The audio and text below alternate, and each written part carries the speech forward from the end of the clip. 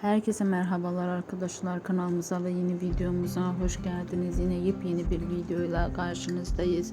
Yakışıklı oyuncu Burak Özçivit ve onun partneri Neslihan Atagül'den çok güzel fotoğraflar geldi.